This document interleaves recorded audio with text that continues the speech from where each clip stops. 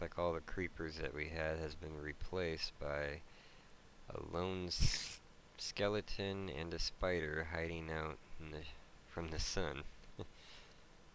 They don't want to get burned up. Okay. Alright, so here we have the basic layout of the castle. Now we have to kind of decide on what kind of theme we're going to go. There are different types of castles. There are some that are made of stone. There's a few that have a little bit of brickwork involved. Some even more sandstone-ish. Kind of has a brown tint instead of the usual, well, light brown instead of the usual dark brown or gray. So we could use either, let me look at the list here, use a mixture of cobblestone. We do have the mossy cobblestone also, but we do have available to us the sandstone. We want to go with that. As a coastal town, which it looks like it could very well be, we have an ocean right over here. Could very well be a coastal town. And there is a little bit of sand, but it's very woodland. Yeah, no, I don't feel the sandstone. I think I really am a sucker for cobblestone. I think we will go ahead and go with that. So, we do have the new polished granite and a couple of other things here that is fairly new to Minecraft. Something I honestly have not really played around with a whole lot. Let's just grab those and see how they line up with the cobblestone. And we also have stone bricks, the chiseled stone bricks, and we have smooth stone. Where is it? That's, yeah, okay, it's just called stone. Alright, so if we line it up, kind of gives a darker flavor. It's not too bad. And that has more of the gray tinge to it. Our good old classic cobblestone, our stone bricks, and they're just our stone and our chiseled stone for good effect. So, you know, this really does offer a good variety.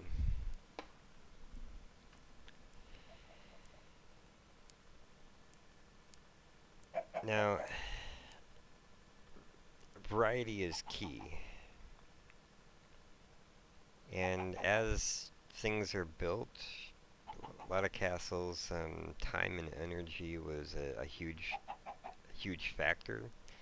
Oftentimes when they got started, they had resources, they had money, and they kind of kept building, and eventually those resources and money kind of started dwindling down. So as time progressed, their material kind of started getting worse. That's something to take into consideration. So some of the very important first things to do is the wall. We can have that looking very nice. And then we want to make sure that the areas that the king and his family live, so this main tower is going to be very elaborate. But then when you get more towards the servant quarters and the guard area, that can be more generic. Doesn't have to be quite as fancy. And all of that can be very dependent on material. So our cobblestone, our smooth stone, that can be a very good basis for the cheaper area. But when we get into here, when we get into more of the luxury area, we can look into the smoother materials and the chiseled areas. And a little bit more time, a little bit more construction kind of created in that area. Now also, we do have quartz. This is definitely something to consider. Now, very white, as you can see. And here, this is a natural column material. Now, the problem with that is that we really want to be careful in how we use this. It is marble. Marble is not, well, not marble, quartz. Well, it's kind of the same thing. It's more of a rare item. It's not something you would see every day, so we're not necessarily going to want to use it for the entire castle. So this might be something that would be very beneficial in the throne room. It's the more larger areas that is supposed to tell the world how grand and how regal the area is. So that might be an ideal spot to be using the iron and the big columns. So something to consider. We also have different colored clay, which would be good for decorating the walls. We do have carpet, and we also have new sandstone, the red sandstone. Again, something I haven't really played with a whole lot lately. It's a little bit more rare, I believe. there are some areas that it's all over the place, but you have to actually get there. So it might be something that would be more of an imported thing. Maybe something you could use in the king's quarters, or just kind of to spice things up. Okay. Don't need these eggs. Of course, I'm in creative mode, so I just threw eggs everywhere. Okay. Alright.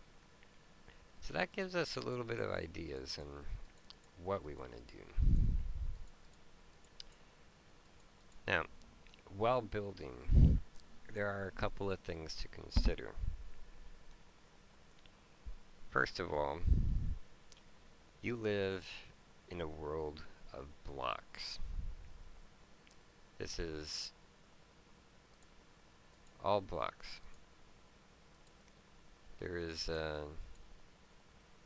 really nothing in the way of curves or circles. It's all single entity blocks. Now, if you do the math, it kind of comes out to be about 3 feet by 3 feet squares. And the reason for that here is because of the door. As you can see, this is a single door for people to get into. And a standard door is actually about 3 feet 6 inches. So playing that into consideration, each block is 3 feet.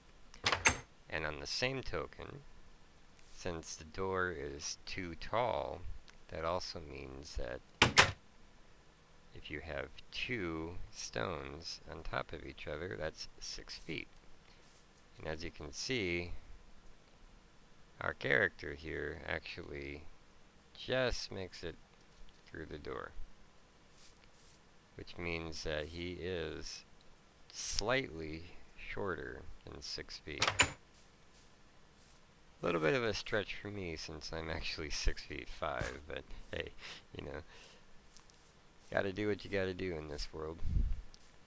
So, this actually works out quite well, because it gives you a good idea of how to make a realistic structure. If you want to work with an actual floor plan, you can do so. 3 feet by 3 feet. Perfect. It does mean that your walls are huge, but if you actually know the dimensions of those walls, you can compensate. So if you want a very small closet, if you want a bathroom, you know what you have to work with. It does mean that you'll have a very large toilet, a 6-foot toilet, but hey, as long as you know that beforehand, you can work around it. It's all in the pre-planning. It's a very, very important stage. So, let's see what we can do here with walls. Now, the important thing about the wall is that we need to have it defensible. It needs to be tall enough so that the average invader would not be able to scale over it, would not be able to break into it, and if anyone gets near it, we need to have a guard or archer or somebody be able to defend the wall. So, not only do we need to have a tall enough wall, but we need to have a wall that has a path that runs along the top of it, that a guard can come in, look down, see someone trying to punch their way through the wall, and lob an arrow at him. So, question here then is how big of a path do we want, and how elaborate do we want these walls to be? Now keep in mind, if material is a consideration, if you get too big, too grand, you're going to have a lot of duplication. A lot of material will be used just to create these walls. Walls are probably one of the most time-consuming and complicated things on the build. Second being the roof and the towers themselves. So, in this case, I want a really narrow walkway. We don't want anything too grand. I'm not here to make a huge, giant, elaborate, grand castle. I want something a little bit more realistic, more down to earth. A castle that the village is doing okay. It's, it can be a nice castle, but nothing completely covered in gold and huge and takes up the entire countryside. So, let's see. Having said that, let's try and come up with something that looks decent, but doesn't really say that I'm rich or really poor. So let's see. Start perhaps with cobblestone along the base, and then start with some brick.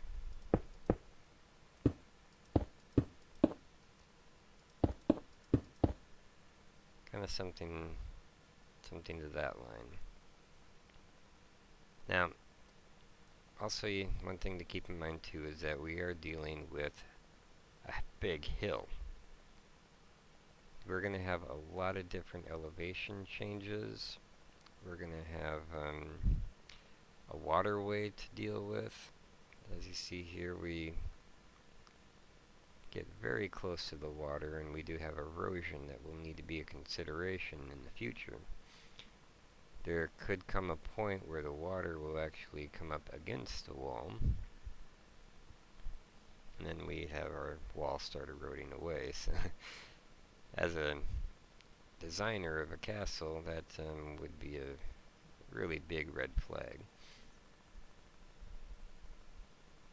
Now,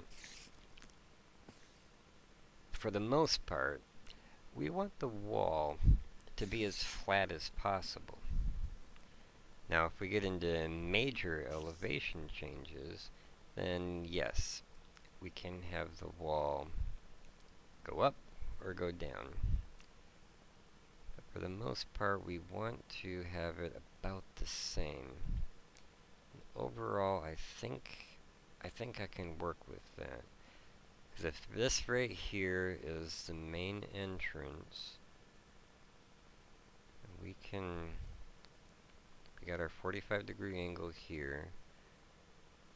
We could actually have it so that the entrance, since it's so much lower to the ground than the rest of it, we can have the opening actually underneath the main walkway. I like it. Hi, hello skeleton, good morning. It's good to see you burning. Okay, so I think that'd be good. So what you want to do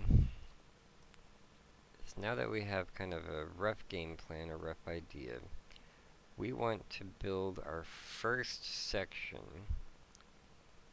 at one of the tallest areas. We want it to be as flat as possible.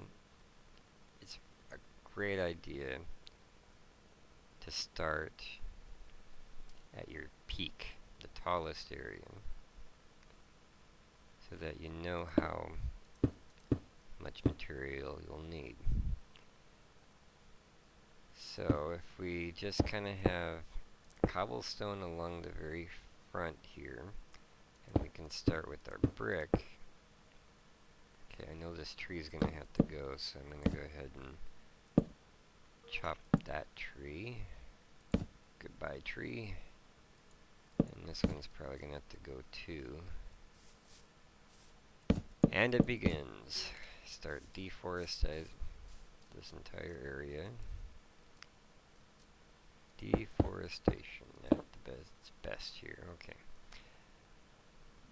Alright, so how tall do you actually want the wall?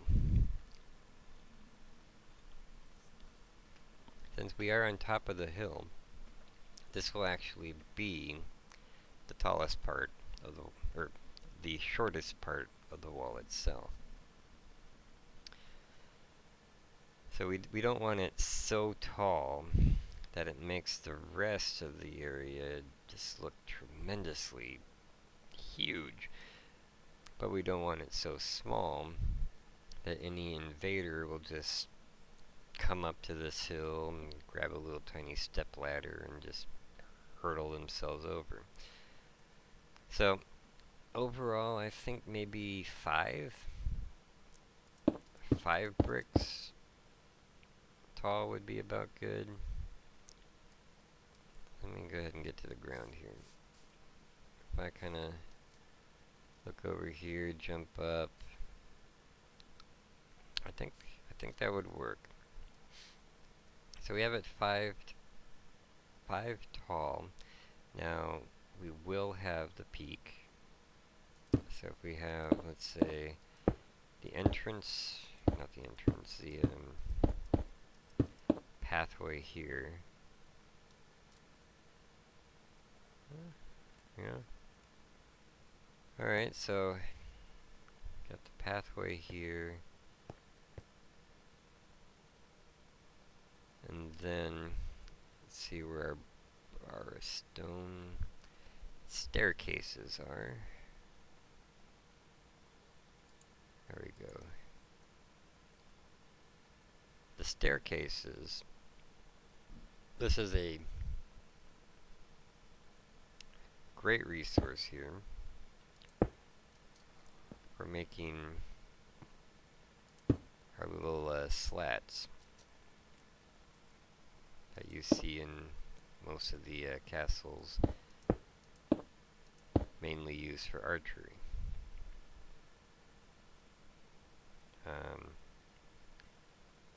Does make walking here a little awkward. It might actually be a little too much. So actually what I think I might do then is instead of having the walkway there, we could just have it up here, up a little bit more. Doesn't mean, yeah, perfect. So you can see out a little bit, but you won't accidentally fall off. That'll work nicely. Alright. Now, okay, here's one thing to consider too. The wall looks a little one-dimensional. As a person of texture or visuals, it looks a little bit too bland for me. So, as a result, I think I am actually going to make the top a little bit wider, which then does mean that we're going to have actually a nicer looking walkway. Going to be much deeper. We're actually going to have a good pathway for soldiers walking back and forth. But it does give a little bit of depth over here. And actually you could go ahead and you could make use of the stairs and further make it look a little bit less flat. I think that works nicely. Now, do I want to go crazy and do something like this? That might be a little too much. Because again, you're going to have to repeat this along the entire perimeter. Ah, rain. Rain. No. Bad rain. Rain is the bane of building. It's great for growing crops, but when you're trying to build something, it becomes a huge pain. Okay. So, I think that would be good for the wall itself. Now having that in mind, we would then need it to feed into a tower. So, we have the height. The height is key here. Now, in order to keep everything nice and symmetrical, have everything on an even keel, I love to work with keeping things as even and precise as possible. It really makes things easier down the road when you're designing. Because if you have everything evenly spaced, evenly numbered, it means that as you're piecing everything together, you will not end up having that odd piece that just does not fit. So it's one thing to consider as you're building. It's very important when you're first getting started. So, what you gotta do is find your anchor point. It's the one point where everything feeds from it. And I'm thinking right here, it's where we get into that 45-degree angle leading from the front and over from the front main entrance to the back rear entrance.